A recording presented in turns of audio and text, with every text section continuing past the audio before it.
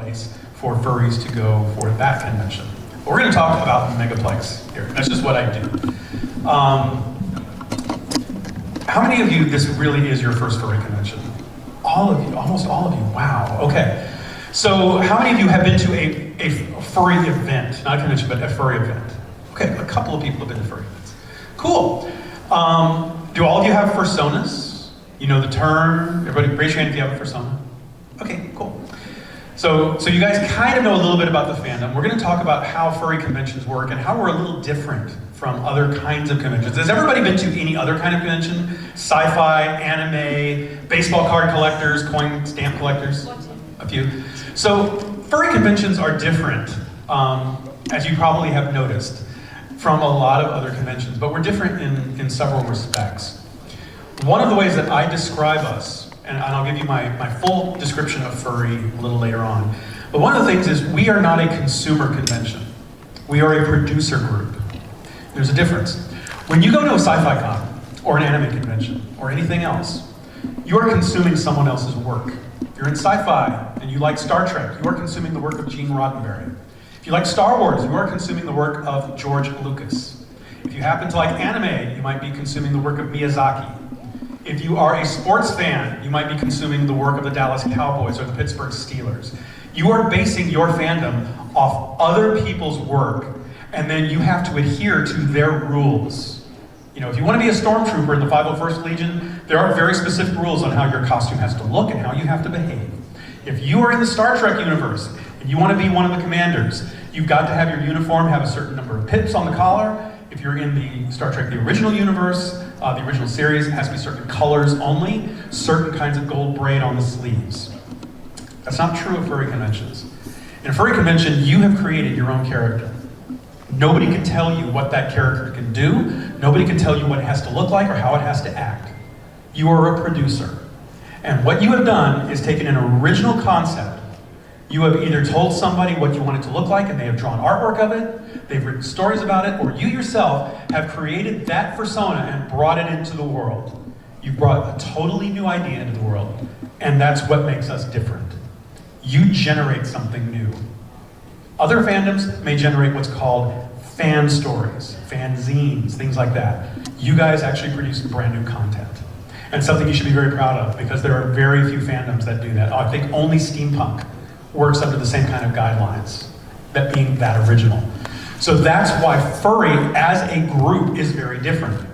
In that respect, furry conventions are also very different. We have different rules and different kinds of etiquette on how we behave, how we treat other people, especially fursuiters. There are special rules for fursuiters, and how we organize the convention as a whole.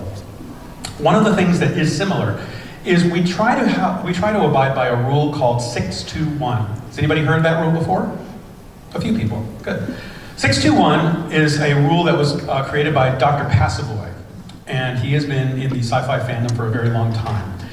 The numbers stand for 6 hours of sleep, 2 meals per day, and I'm going to stress 2 good meals per day, and 1 shower per day. There are reasons for this, and it's not just to be cute, and it's not just to save everybody's noses, which, if you're a fursuiter, 1 shower per fursuit wearing is probably the better rule as opposed to per day. But let's start with the 6 hours of sleep. Why is 6 hours of sleep important? It's a biological thing. When you are tired, and you are exhausted, and you're not getting enough sleep, your immune system goes down. There are people here from other countries, other parts of the world, and we have people here from, I believe, 47 states now. So we have people from all over the world, and they are bringing with them a multitude of germs. Germs that you may not have been exposed to. With those germs, if your immune system goes down, you could be exposed to 3, 4, 5 different variants of the flu or of a cold or a cough or something else. When they all get together and they start mingling inside you and you start feeling sick, you develop a disease we generically call con crud. It's a cute name, however, people that have suffered from severe con crud know it's no laughing matter. It feels like you're gonna die. You have a sore throat from heck, trying to use polite language. You have a terrible sore throat. Your body aches. You could be running like I did coming back from Anthrocon, a fever of 102. And it knocks you out for quite a while. you can get really, really sick. Now, for me, my kind of thing is I have a compromised immune system based on all the medications I'm on. So I have to be very careful. I'm constantly eating, constantly taking in fluids and making sure I have cough drops and stuff. But please, get enough sleep so that your immune system doesn't go down. That will help keep you healthy. The worst thing in the world is being patient zero. It's what we call the first person to get sick, spreading it to a whole bunch of people, and then you and all your friends are sick either on Sunday or leaving the convention. It's the worst thing you want. You want to feel great when you're leaving the convention.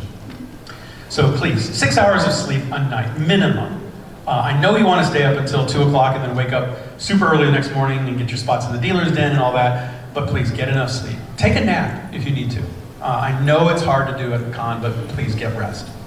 2 good meals per day. 2 good meals per day is not Pixie Sticks and Mountain Dew, which I've seen people do. The reason why is as you are working and doing things throughout the convention, you're walking around, you're expending energy. Biologically, your body needs certain things to function normally. I know this sounds like we're in school, but you would be surprised how many people really do forget to eat at furry conventions. At almost every single convention I've ever been to, including Megaplex, come Sunday, there's a person that feels like they're gonna pass out, they're gonna be lightheaded. And when they do that, and I see Yappy Fox walking in the back of the room, everybody, big round of applause, one of the founders of Megaplex. Without him, this would not happen. So if you ever see him, just say hi and a big thank you to him. But like I said, there are people that will go through conventions and they are so excited and happy and bouncing around, they forget to eat. And come Sunday, they feel lightheaded, they go into con ops, or they say, I feel sick, I don't know what's wrong. First thing people will ask them, well, when was the last time you had something to eat? Friday morning. Well, what have you eaten? Have you eaten anything since then? Yeah, I had a candy bar. Yeah, I drank, I think, a Mountain Dew. Yeah, I had some Monster Energy drink, something like that. Your body cannot function on that. And come Sunday, if you don't treat it right, you will start to feel it, and it doesn't feel good. So please, eat something with protein at least twice a day, whether it's eggs, trail mix, beef jerky, someone's nibbling on in the front. You want to eat something a little substantial. There are plenty of good things to eat out here that the hotel restaurant is putting together for you. There's DoorDash and Uber Eats. There are hotel restaurants. There is a 4 Diamond restaurant in this hotel. It's one of the only ones in the area. So if you have a little bit of extra cash and you want to eat a good steak or a good pork chop, it's amazing.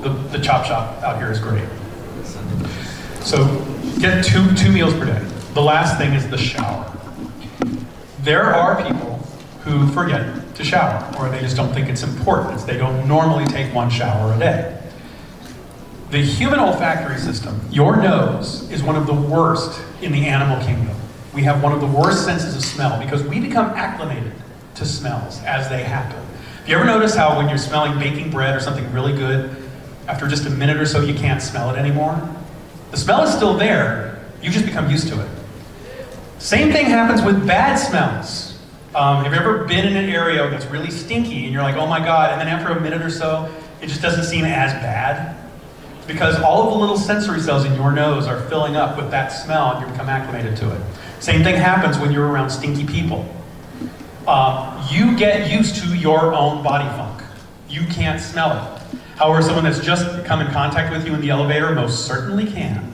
And how many people have ever run into an elevator and, oh boy, fanboy in the back who hasn't showered in 2 days and has smelly t-shirt, and you're like, It happens. Please, take at least 1 shower a day. If you're fursuiting, shower immediately after you get out. It only takes a couple of minutes. Everybody will thank you and it will help keep you healthy. So that's what 621 is, basically. It's a good like thing to keep you happy, keep other people around you happy. Now I'm going to talk about a couple of things with con badges and youngsters, and then we're going to go over fursuiter etiquette. But one of the things, and this is something that is super important to everybody, and this is something we've kind of gleaned over the years. There are things that you have on your person that are very valuable to you. This is one of them, your cell phone. Some people have computers, some people have cameras, some people have other pieces of technology, but your cell phone has become people's lifeblood. These get lost all the time. I can't tell you how many times people turn in cell phones to con ops. When you describe a cell phone, What is it? It's an iPhone. Which iPhone? iPhone 4, iPhone 5, iPhone 9. Okay. How can I identify it?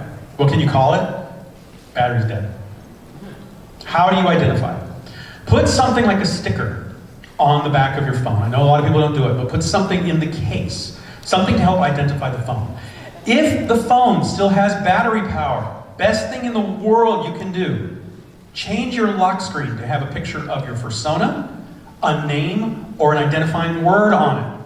You would not believe how easy it is to retrieve a phone when someone says, I've lost my cell phone. What is it? What kind of phone is it? It's a Samsung Galaxy. Okay? Is there any way to identify it? If you turn on the lock screen, it has a picture of a big blue dog wearing a red shirt and a gold collar. You turn on the lock screen, it says, Awoo. Turn on the lock screen, it says, if lost, please contact this email address. You can do that. It's the easiest thing in the world, and it will help you get your cell phone back to you as fast as possible. Change your lock screen for the duration of the weekend. Then you can put it right back as soon as the com's over if you don't want to have that. But it's an easy way for you and your cell phone to get reunited. And trust me, people freak out when they lose their cell phone. It's like your life is in there now. So the easiest thing to do, make sure you can identify it very quickly. People are good about turning them in, by the way. Very, very few times have we had someone lose a cell phone and it didn't get turned into ConOps. More often than not, we have one or two left over after the convention that people just didn't think about going and trying to find. So cell phones, that's a big, big thing. The other thing, do we have any parents that are in here? Okay, I do see a few. Are your youngsters with you? Please raise your hands. We are super happy that you're here. We want you to have a good time. There's something that happened at the convention in Pittsburgh this year that was disheartening and terrifying. I'm going to relay this story to you now so the youngsters will understand exactly what happened. There was a young person who went out with a group of friends who were very trusted. Parents knew them, so they stayed out. They were going to go out and dance and whatnot, and the parents didn't go with them. They said, we're tired, we're going to go to bed. Just come back to the hotel room. Here's your hotel key. Just be back by 9:30. Person did not show up all night. Parents got into ConOps the next morning at 7 o'clock in the morning, totally freaked out. For lack of a better term, Allegheny County sheriffs were involved, the hotels were involved, the convention center was involved. What had happened? The youngster's cell phone battery had died. They did not know their parents' number by heart, so they didn't know how to call them. And they were so tired they actually just fell asleep in their friend's hotel room. Please don't do that. Keep your cell phone with you and keep it charged. Make sure you have on a piece of paper, if you've not memorized your parents' phone number, memorize it or put it on a piece of paper and keep it in your pocket or in your shoe or your sock. Make sure if something happens and you're going to be out late, call your parents, please. It takes 10 seconds. You can borrow someone else's phone and just say, Mom, Dad, my cell phone battery died and they have a different kind of charger. I'm just calling to let you know I might be a little bit late, or I'm really tired, can I stay? I'm in this hotel room with my friend, can I stay here? I don't feel comfortable coming back because I'm just so sleepy. Just let your parents know what's going on. You will be surprised how grateful your parents will be, or they will come help you get back or what have you. They won't be angry with you, but please do not get to the point where here in Orlando we have to call Orange County and have sheriffs looking all over for you. All you gotta do is just call your parents and keep your cell phone on you, if you have one. If not, keep the phone number handy and have someone call for you. Parents, this is now on your side. If you are separated from your youngsters, if they're running around in the con space and you can't find them, there's no reason to panic.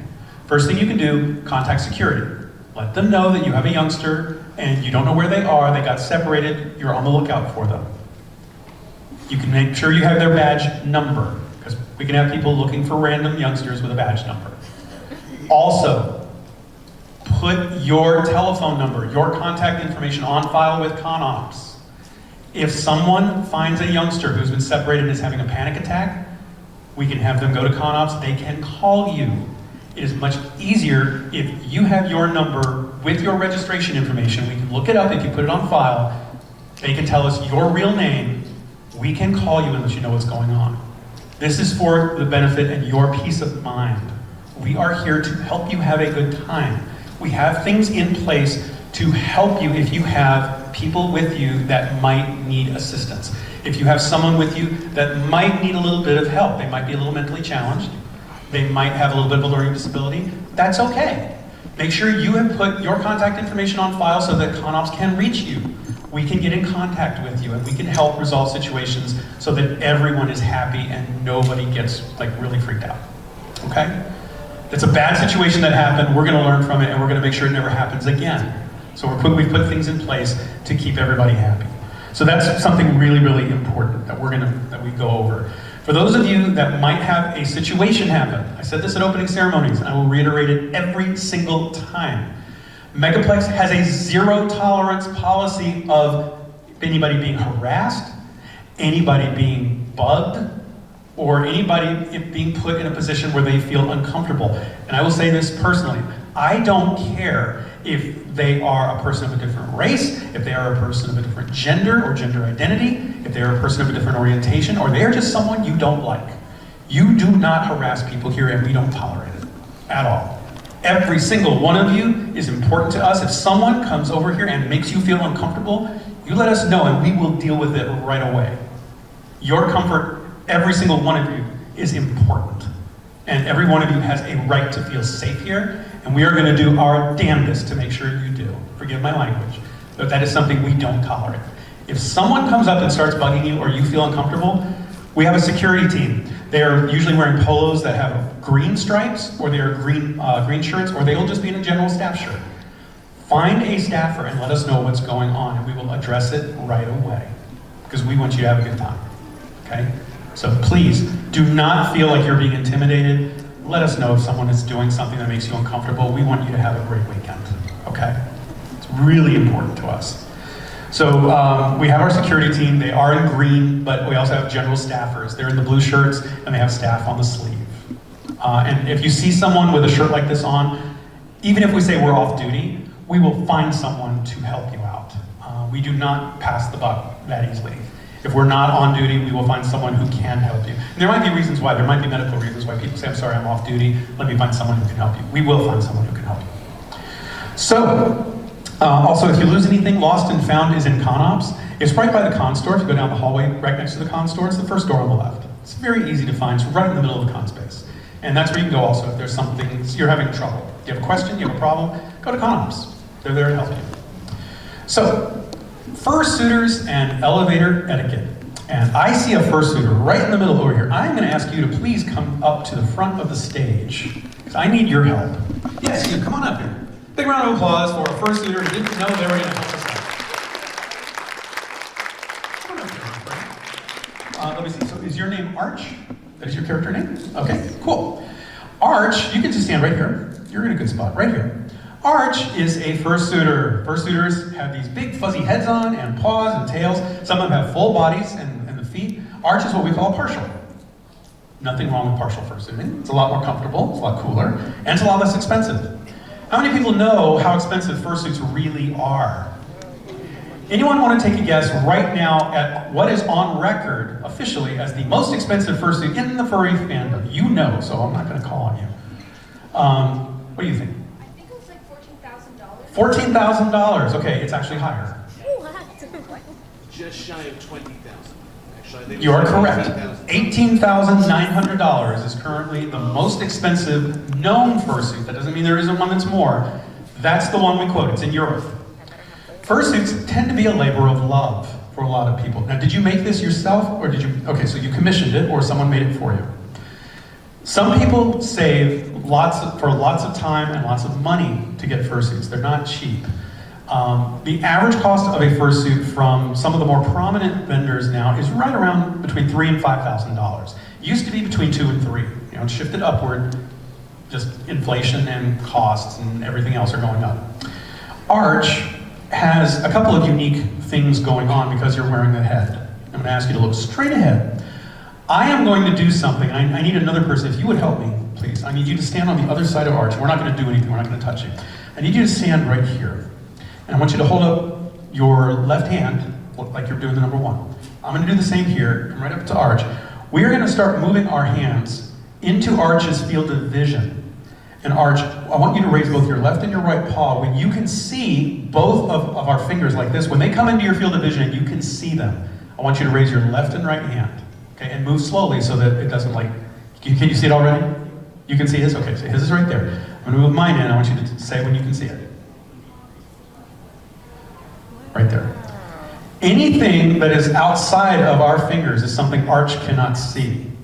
Now I'm going to show you, I'm going to pull your hand over here, keep going. I'm going to pull your hand based on where my fursuit's field of vision is. Right about there, to right about here. This is my fursuit's field of vision. Anything on the left or the right of those fingers cannot be seen. We're going to do the same thing, top and bottom. I want you to do the top, I'm going to do the bottom. When you can see the top, raise your right hand. When you can see the bottom, raise your left hand, okay? Go.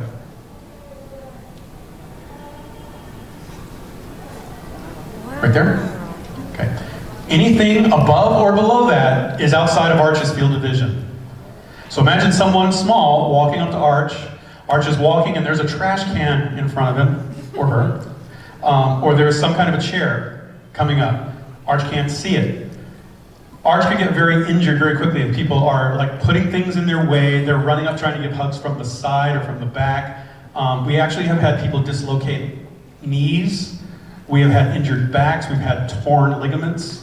One fursuiter actually spent an entire weekend at Megaplex after Friday in a wheelchair because they tore their ACL from somebody pushing them and they fell backwards. Fursuiters they're cute. Also, they are breakable. We are real people, however, because we can't see what's happening, we are much more prone to injury. So please, I said this at opening ceremonies, a costume is not consent. Please approach a fursuiter. If you want to hug them or shake their hands or take pictures, please approach them from the front where they can see you and ask politely. Usually all you have to do is just go, like this. Can I take a picture? And if Arch wants to take a picture, they'll say yes.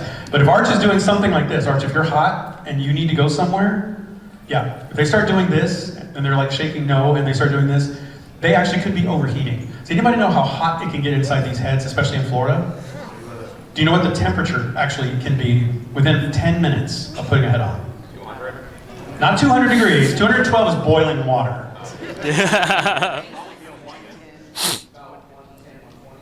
You're almost right on the nose. 125 degrees inside the head within 15 minutes.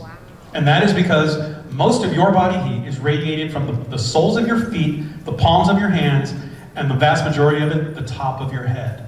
Top of Arch's head is now covered with a lot of upholstery foam and fur. It's basically insulated, just like a house. And has anybody ever been in a house in Florida summer, in an attic? You want to sit in that for 2 hours? That's what Arch is going to be doing, or what a fursuiter is doing. They are standing and walking around in an area where most of their body heat is trapped and they are having hot air coming in and out because that's what they're breathing. That's why we have headless lounges and headless zones. We have water bottles and things that you can drink with straws. If a fursuiter is starting to overheat, we give them priority on a lot of things, including elevators. And Arch, thank you very much. You can go ahead and sit down. Everybody, big round of applause for Arch. Thank you very much. Your name is Ice? Thank you, Ice. Really appreciate it. Furry Conventions has something else that's really different, and it's elevator etiquette. If you see a fursuiter waiting for an elevator, it is typical, and it is actually customary at furry conventions to move them to the front of the line, no matter how long you've been waiting. And that's because a lot of old school fursuiters will not take their heads off unless they're about to die. Quite literally, they want to keep the character intact. For some people, there is a legitimate reason. Many of you may not be aware of this, but at many of the larger furry conventions, there are celebrities that walk around among you and you don't know it. There are CEOs of Fortune 500 corporations that walk around among us, and they're in fursuit. At one very prominent convention on the West Coast, there was a fursuiter that was walking around and went into the headless lounge and just had to take her head off. Everybody was really shocked when it was Margaret Cho.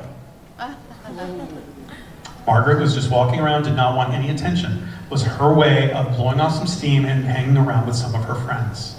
And she could do it without being harassed as a celebrity. She was just one of the crowd. So the beautiful thing about furry is once a person puts on a fursuit, a very miraculous thing happens. And I'll talk about it again in 1 second. But there are very famous people that do sometimes appear here. Musicians, stand-up comedians, actors. Politicians, very well-known, wealthy people can sometimes show up and you don't know it.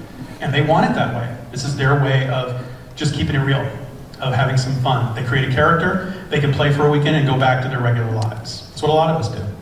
So please be polite to people that are in fursuit. If they are standing waiting for an elevator, kindly allow a group of them to go ahead of you. It is customary with furry conventions. It's been that way ever since I started going in 1999. And it works really, really well. Fursuiters actually stay happy, and they tend to take a lot more pictures, and they interact with you a lot more. It keeps them happy too. So, one thing that I was going to mention about fursuiting and furry in general. Everybody said that they created their own character, correct? Almost everybody here has your own persona. The youngsters out here created your own persona. Can one of the youngsters come up here, please? Young lady, can you come up? Yeah, Please, so yeah, do. Yes, come on up here. Okay. Come on up here. Is this your first furry convention? It is. Welcome. Welcome. I'm going to shake your hand. What is your name? Sophia. Sophia? And how old are you? 10. You are 10 years old. Welcome to Megaplex. What is your character? I don't have one. You don't have one? Do you have an idea of the character you want to create? Some kind of dragon. You like dragons? I love dragons. You love dragons. What kind of a dragon? What color? White with another color. I'm still thinking of it. Still thinking of it, mostly white with another color. Okay. Can you describe the personality of this dragon? Nice. Nice. What does this dragon like to do? Be nice to people. Is it a playful dragon? Yes. Very playful. Does this dragon have hobbies? No. Does it like to collect anything? Does it like collecting shiny things? No. No, so it doesn't collect anything. Does it like to run? Fly? Just run. Just run. Okay. So we have a dragon that's mostly white, that's very nice, that likes to play and likes to run. Okay, thank you very much. Thank you. And where do you go to school, by the way? Well, I'm switching to another school. Renaissance Charter School. Renaissance Charter School. Renaissance Charter School. So big shout out to all the kids that are going to Renaissance Charter School. Thank you so much. I want all of you to notice something about this character that was just being described. This character is nice. This character is positive. This character doesn't seem to have any preconceived problems of the world. This character that she described does not know racism, does not know bigotry, does not know hate, does not know anger, does not know how to be mean. This character that this young lady is describing is pure. It is coming from her brain, her imagination, and it's her idea of what the characters of the world should be. And in my estimation, my opinion, that's the way the world should be. The characters that we create, when you put a costume on, or you create these characters, all of a sudden, race doesn't matter, religion doesn't matter, your gender doesn't matter. All that matters is, it's the animal that you think you could be. It's the most positive thing in the world. And I don't know any other fandom, any other group of people that create characters that automatically lose all of the problems we have in society today. We create this imaginary, wonderful world, this universe of things that just want to get along. That, to me, is one of the pieces of real magic. We talk about The Greatest Escape, the magic of the stage production. This is the magic of the imagination. This is the magic of what you can make the world and what furry conventions can add to the world. And it sounds really hokey, and I know it comes across sometimes as really hokey, but I want you to actually take a moment at some point during the convention to think about it. What if the world really was the way furry conventions and furry critters were created to be? What if this world started espousing the idea that people of every different species, no matter what, could come together and coexist and play video games and have artwork drawn and not care what you looked like, not care about the problems that the world has. All they care about is liking each other and making friends. That, my friends, is what the furry fandom to me is all about. And I hope that we can make the world a little bit of a better place with it. So, again, thanks a lot for sharing your idea of what the world could be. And I hope all of us can share our idea of the way the world could be as well. The last thing that I'm going to mention, and then I'll take questions from you, is a description of what the furry fandom is. Because a lot of people always ask us, you know, what is all this? Who are you people? God, you're weird. What's going on here? How many of you have ever gotten that? How many of you know an answer to that? A good one. Not just an answer, but a good one. I'm going to give you mine, and you can use it if you want, because I don't care. I share it. To know who a furry is, you need to know who a furry was. When we were in school, we were the fat kid that never got picked at recess. We were the skinny kid that always got picked on after school. We were that brainy kid that everybody wanted to cheat off of on tests and wanted to have help during school, but never got invited to parties. We were that person who craved social interaction and all the super popular people ignored us. We were people who only wanted to find acceptance, and the place where we found friendship and acceptance was the warm, smiling, happy faces of the cartoon characters that we saw on television. We went home. They were our friends. They understood us, and we understood them. That's who we were. Who are we today? We're simply people who never forgot our childhood friends. To me, that's who furries really are.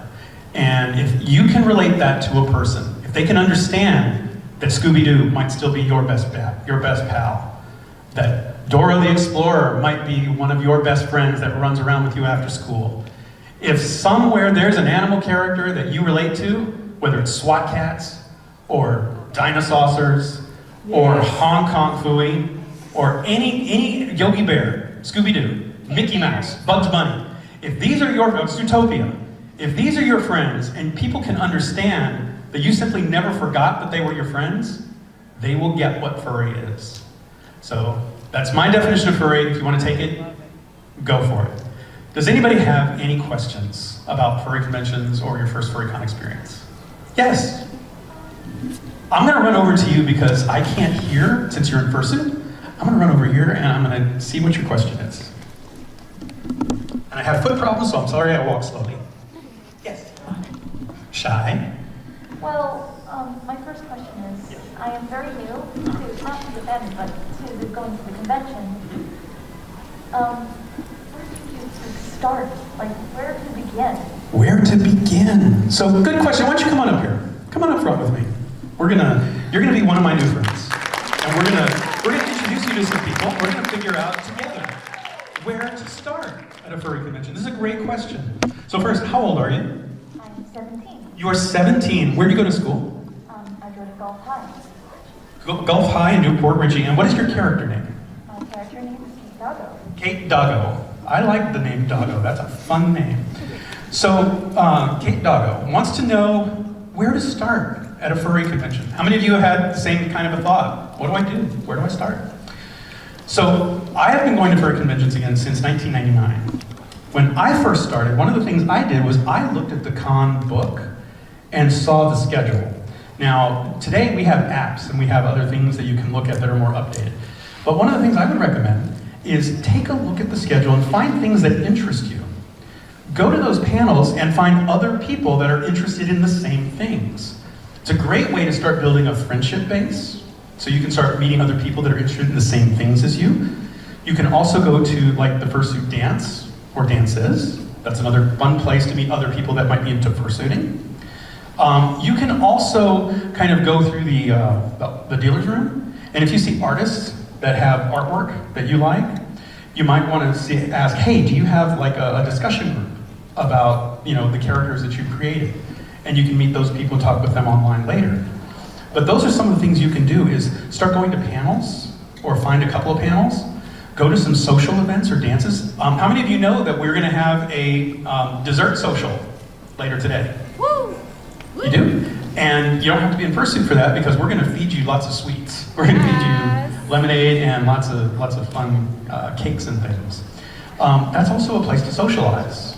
And you can meet, along with your parents, if your parents want to be around, you can meet other people. There are some special meet and greets for youngsters, for people under 18. You can go to things like that. But those are things I would suggest. And then also, when you are walking around, the hotel has lots of pens and notepads. you might want to keep one either in your back pocket or somewhere where you can write something down. And if you meet somebody and you want to email them or contact them later, you can write down their contact information or their email address so you can speak with them after the convention and you can start building friendships that way. Sound good? So do those sound like things that might be things you could do? Well, I was going to actually head to the dealer's den when there was less people. So the dealer's den is kind of crowded, but yes, you can head to the dealer's den and check out stuff there. And there is a former guest of honor here. Her name is Mary Mouse. Mary sells things that are very inexpensive. They're called certified tags. You can become certified good dog. You can become certified golden retriever. If you really like tigers, you can be certified white tiger, certified orange tiger. You could be certified scientist. She has I think like 300 options. And they only cost a couple of bucks. They're what, like $5? Yeah, $5 for a little tag that has really cute artwork on it. And as you're walking around with other people, if you see other Mary Mouse tags, it's a great way to kind of introduce yourself. So that's something, and also, there are, one thing that a lot of people don't recognize, if you walk through the dealer's room, when I talked about like gender equality, there's a lot of cool lady artists that are here. You actually don't realize just how many ladies are into like drawing in the fandom. And I think it's super cool that people can say, hey, if she can do it, so can I. I think that's really cool. So you can actually get drawing tips from them too if they have time to talk. That feels great because I am an artist. I actually am learning force and gesture.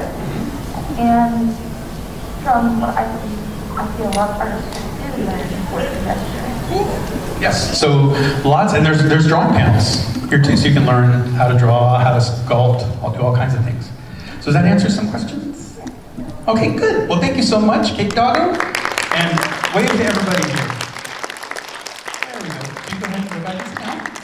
Okay, cool. And yes, did you have a question? Bring the mic to me. I'm walking back with Kate. Did you have a question as well, though? Yes, you do. Okay, I'm coming back. I walk slow, but I'll get there. Okay, and your question is? Hi, my name is Tempest Cupcake, and I'm on the autism spectrum. What is it easier for a person like me to get lost around the convention, especially if you don't know anyone here in the convention? So, thank you for that question. I'm sorry, what was your name? Tempest Cupcake. So Tempest is on the autism spectrum. And I actually applaud you for talking about that publicly. A lot of people are very embarrassed to talk about that. So thank you for sharing that. And Tempest said, if I'm walking around, is it easy for me to get lost, to kind of feel maybe a little more isolated because I don't know how to interact with people? Being in fursuit kind of helps break down that wall a little bit.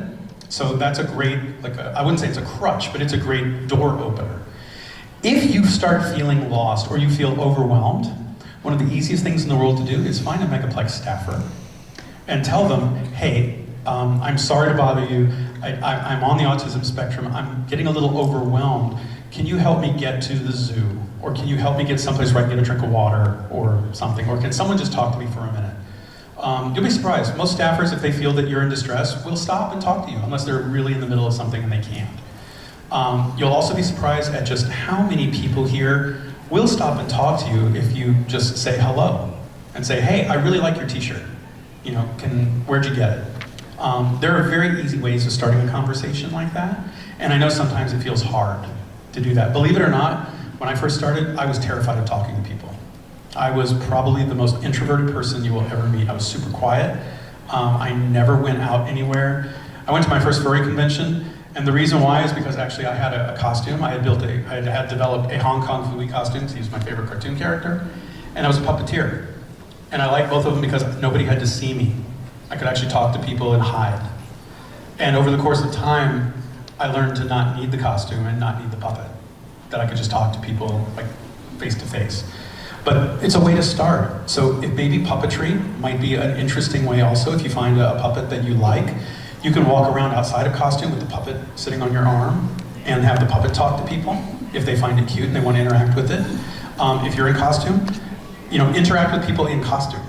That's another fun way. Yeah, and it looks like you are too. I can see you're very outgoing, you know, in your gestures when you were talking to me.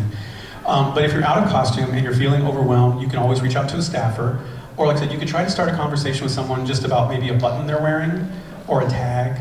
If they have a badge and you like the artwork, you could just ask them, hey, who drew that? That's really cool, I want to get one. How can I get one? That's an easy way to start the conversation, and it may not feel as stressful. Does that help a little bit? Yes. Okay, cool. And it helps a lot. Helps a lot. Good, good. And you can always reach out to me if I'm not busy. Unfortunately, I am almost always stuck either in this room or under a puppet stage or something to that nature. But if you're feeling overwhelmed and I'm not busy, I'm always available if you can find me to talk. Okay? And you'll find, like I said, a lot of staffers are too. Yes? An ATM. I think, and I may be wrong, I think there's one right, I know there's one in the lobby of the main lobby of the hotel. There might be one right at the very end of this hall. But if it's not out here, I know there's one in the lobby of the hotel. Yes. Is there any other question? Yes. Yes. I'm an artist. Mm-hmm. Uh-huh. So what's the best thing I can get? So his question is, he's an artist, and he's new to the community, and he wants to know what's the best thing that he could do to get something out of the community, how to interact. So there are many things that you can do. There are art jams, which are kind of fun. They're kind of haphazard and random, but you can just start drawing in the zoo and say, hey, are there any artists here? Do you want to do an art jam? And just kind of get together and start drawing. Some people will suggest a topic, some people just do random things. You can always walk through the dealer's den, look at artists that really appeal to you and start talking to them. Artist Alley as well. When I say dealer's den, I talk about dealer's den and artist alley almost interchangeably. But you can reach out to the artists there. Art is a very, very important part of the furry community because it's very visual. We have to bring our ideas to life, and not all of us can draw. I'm great at stick figures, but that's about it. You're a writer. I'm actually a writer too. I'm a poet. But that's one way of doing things. Another really cool thing, it used to be really big in the fandom, it's not as big anymore, are sketchbook trades. Everybody used to carry around a sketchbook. And you would walk around, if you saw somebody, you would say, hey, do you want to do an art trade? Real quick.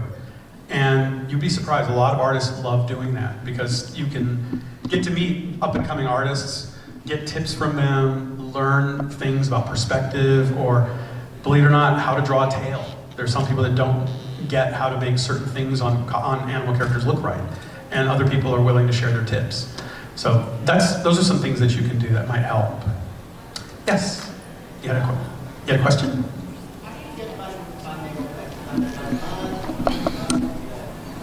How do you get to Megaplex, like by transport? How do you get here? So there are a number of ways. I do not believe Lynx has a bus line that runs down here. Uber and Lyft, I personally use Lyft when I need to, are ways. There are ride shares. On our website, we have a ride sharing forum where if people are living in the same part of the city as you, they might be willing to pick you up. It's also a great way to make friends. But if you're not willing to take a taxi, Uber and Lyft are good options. I don't think there's a really good Lynx line near here.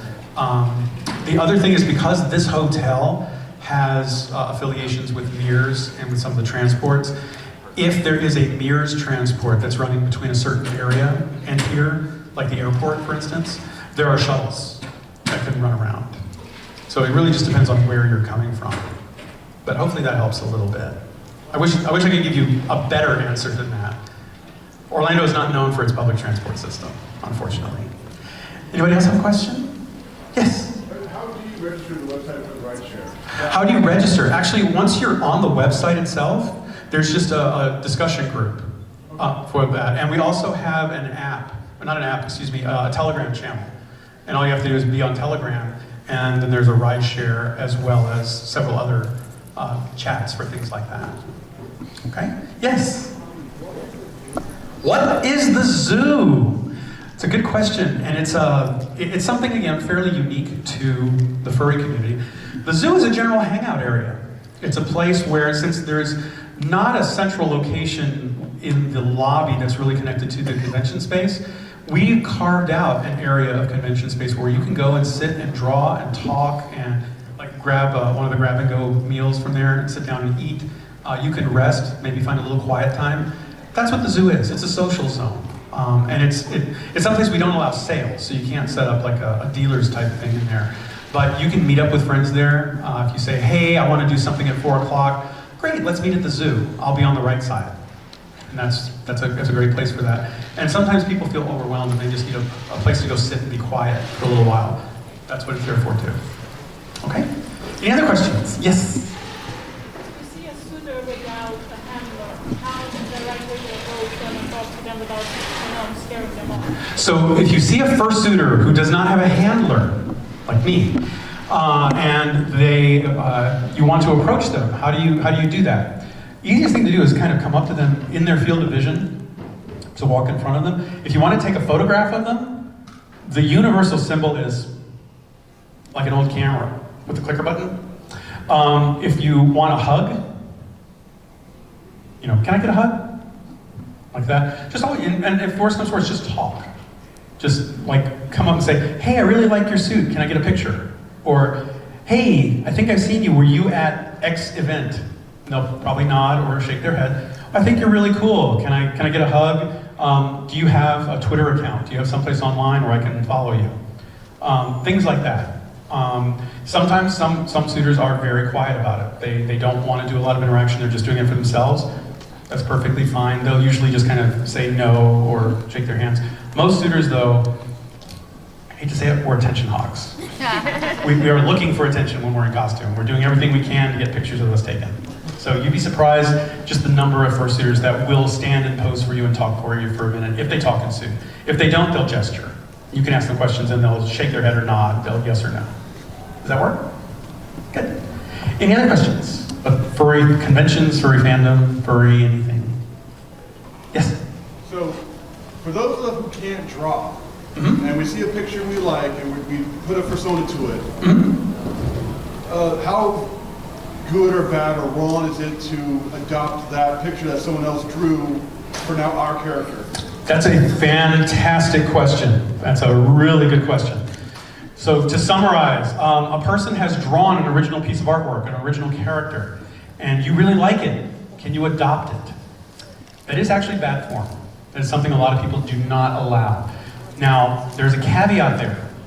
There are artists, and they do this on Twitter or through social media of their choice. They create characters specifically for adoption. They actually sell them. You can adopt a character for like 30 bucks or 40 bucks or whatever from an artist. So if you follow a specific artist and they put up a thing saying, hey, I have 8 characters up for adoption and you like one of them, you can actually message them and negotiate the price, or if they tell you this is the price, you can say, I want that one, you pay it, and it's yours forever, in perpetuity. So you can do that. Now, if you see a character that you really like, and like I said, you can't necessarily adopt that character, you can go to an artist and say, hey, I saw something that I really like. I would like to have a character done that looks like this. And say, but I don't want it exactly like this. I want it to have this and this. I want to maybe change this color. I want to add a lightning bolt to it, or I want to put a star or a circle around the eye, something like that, to make it your own. That you can do, because that's original content creation. And believe it or not, most people don't realize, almost every artist uses other characters in reference to draw their characters. They just change them and adopt them. Even Disney uses real-life models and references to create new artwork. Most good artists do use reference. It's bad to do an exact copy, but it's okay to say, hey, I really like that bear, and I love the way it looks, but I want to change it a little bit. I want to make it a different color, or I want to add a special marking to it, or I maybe want it to have different ears, or I want it to be a bear with a dog tail, something like that. That's perfectly acceptable to do, especially, like I said, if you're doing original creation in it. So that's a way of doing that. Does that help a bit? Good. Yes, ma'am. Yes. Oh, come here, I'm coming. Coming down the aisle. It's like the Price is Right. Come on down. You want me to help you with the mic? No, I'm good. Thank you, though. I appreciate it. I actually need the exercise. And your name is Nova? Yeah. Okay, Nova, what is your question? So my question is that I made the rookie mistake for convention of coming without a handler. How do I survive? So a fursuiter came without a handler. How do you survive? With luck. No, I'm kidding. So you actually don't need a handler much anymore. It used to be that people really needed handlers. because the way costumes used to be built a long time ago, and I'm talking 15, 20 years ago, the costumes were much more bulky, they were not as flexible, and they didn't use as light material, so people actually could get hurt very easily in them. Also, it used to be that the zippers were almost always in the back in old fursuits. I had one like that. You had to use a hanger. You would take a wire hanger, you would stretch it out, put the hook on the back, and zip it up. And you were typically stuck after that. If you needed to go to the bathroom, if you didn't have a hanger to unzip it down, you'd have to have someone unzip it and run off to your hotel room. Things are very different now. There are a lot of people around. Most costumes are much easier to get in and out of in an emergency. Most people are not as picky about popping the head in an emergency as we used to be. So if you don't have a handler, you can usually get along pretty easily. And if people start bugging you, again, get a security person and they'll help you get to a spot, and then they'll deal with the people bugging you. Okay? Any other questions? Running around? Anybody else? Yes, behind me, yes.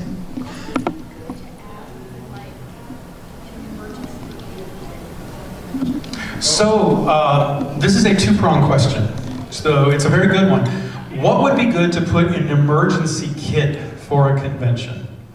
And I'm gonna put the caveat out here because it's different for fursuiters and non-fursuiters. For fursuiters, an emergency kit usually involves needle and thread, maybe a little scrap of fur in case you have a rip or something, bottled water, maybe some Gatorade mix that you can put into a bottle of water, shake it up, and get your electrolytes up pretty quickly. Things like that. Also, for general attendees, and then this is where, like I said, that caveat for fursuiters is different.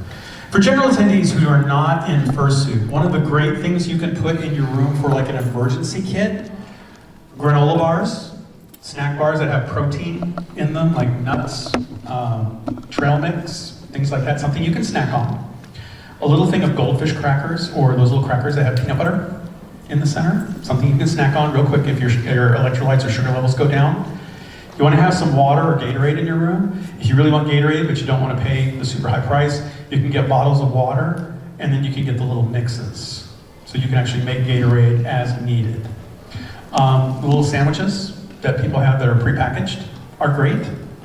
My roommate actually has a box of Pop-Tarts in case he has an emergency and just needs to snack on something. I keep a thing of cashews. I have some Chex Mix. I have some cashew bars and things like that. And I'm really bad. I also have a thing of Milano cookies. Okay, sorry. I love Milano cookies. But you want to have some little snacks that will help that are healthy. That's why I have a lot of nuts and a lot of water and things to put my electrolytes back on track. You want to have something like that in your room. That is not a substitute for a good meal, but that is a good way to avoid feeling ill. Also, fresh fruit. Apple, banana, orange, pear, things like that. Things that have a skin on them so you don't have to worry about them going bad. If you slice a watermelon up and you leave it out, it's going to get grody real quick. Most of the hotel rooms have refrigerators, so you can get, from Publix, which is just down the road, a little thing of fresh fruit that's been chopped up, although that's a little pricey. But you can get grapes and bananas and chop them up yourself, and that's really cool. So that's one of the things that I would have. Also, make sure you have a way of charging your phone, because a lot of people bring their phones but they forget their chargers. So you want to make sure you have a phone charger with you. Yep, battery packs. Charging case. Yep, charging case. Things like that are pretty important. Other things that you might want to include in kind of an emergency kit, put an emergency contact list together on paper in case something happens and you don't have a way of actually talking. There's a thing where, in case of emergency, please contact X people. That would probably be a good idea. Make sure you have, if it's a real emergency kit, you'd have your insurance information, both medical and driving. However, whatever is necessary for you, that's a good thing to have. And that kind of a thing as well. The other thing that I would suggest, and this sounds really dumb, but in a sealed plastic bag, put in a t-shirt, probably a toothbrush, and any other extra medication that you might need. Things from a health and medical perspective like in case something happens and you are on medication, have an extra supply of it in an emergency pack that you can get to relatively quickly. Especially if you have things like glucose control, things for kidney control, things like that. Really important to have your medication available quickly. Yes? I just want to add to that, if you're on prescriptions, you should have a list of your prescriptions. Excellent. Yes, if you are on prescriptions, have a list of your prescriptions in case something happens and a pharmacist needs to get an emergency supply to you really quickly. Yes, it's a great idea. Any other questions? We're almost out of time. Yes? Where's your wristwatch from? Where is my wristwatch from? So this wristwatch was a gift from my mother for Christmas many, many years ago. So I don't know exactly, I mean, it was bought in Houston, but I don't know exactly where. But I really like it. I'm big on statement watches, and this is one of my favorites. So I tend to wear it. It's not super expensive, I know, but I really like it because Mom gave it to me. I'm a sentimental guy that way. Anything else? All right.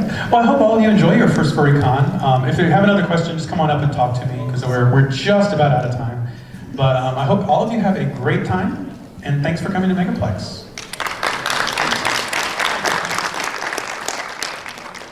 Oh, yes, actually, forgot. Before you leave, since you're a first-time attendee, we have a special ribbon for you that says, I'm a first-time attendee. If you would like one, please come on up, and we have a staffer here who will give them out to you.